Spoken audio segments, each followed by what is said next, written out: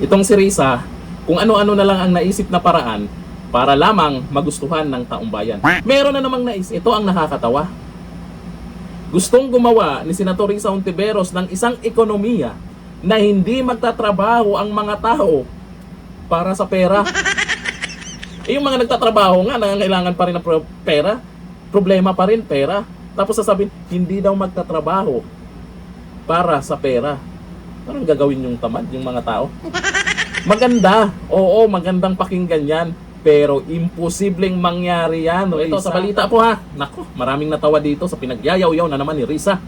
Gustong gumawa ni Senator Risa Hontiveros ng isang ekonomiya na hindi magtatrabaho ang mga tao para sa pera. Talaga. Sa panayam ni Karen Davila, iginiit ni Risa Hontiveros na idedicate niya ang kanyang sarili upang makagawa ng isang ekonomiya kung saan hindi magtatrabaho ang tao para umano sa pera.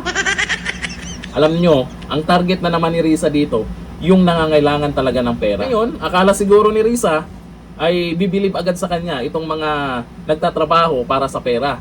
O ito, ang sabi ni Risa ha, pwede ko talagang i-dedicate ang sarili ko to working also to have an economy in our society na hindi yung tao laging kailangang magtrabaho para sa pera at karamihan ay kulang sa pera.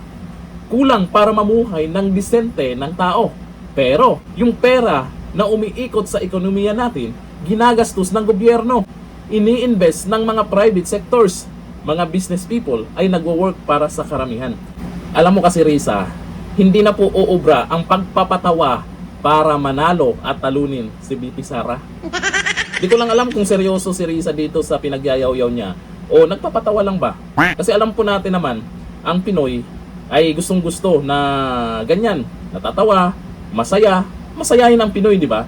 Tapos may mga ganitong balita, nagba-viral, daming tumatawa sa balitang yan, kumakalat na po yan ngayon. Pero bakit itong mga pinagyayaw-yaw nyo, dinadaan nyo sa usapang pera? Aba syempre, karamihan ngayon, nangangailangan talaga ng pera.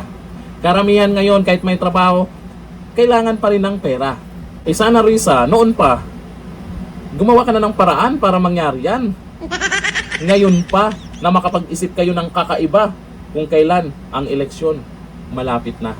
Asahan natin, sa mga susunod na araw, buwan, taon, habang palapit na yung eleksyon, kakaiba yung mga ipapangako nila na gagawin nila sa bansa. Eh, ang tagal nyo nang nandyan, hindi nyo pa ginawa. O ayon po dito sa mga nag-comment, sabi ni Telma, so now gagawin mo na, kaming tamad.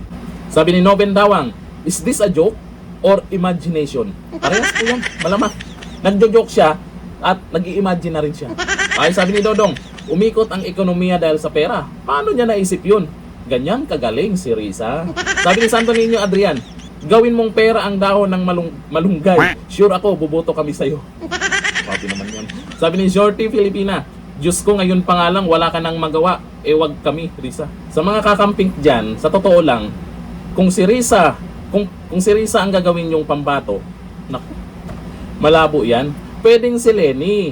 Oo, kasi mas, ano po yan, mas supportive sa kanya talaga ang mga kakamping, itong si Lenny.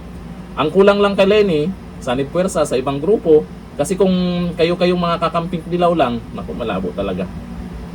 Landslide na naman. Mag-isip-isip pa ng ibang paraan.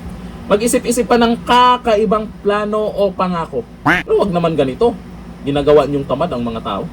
Ganito natin.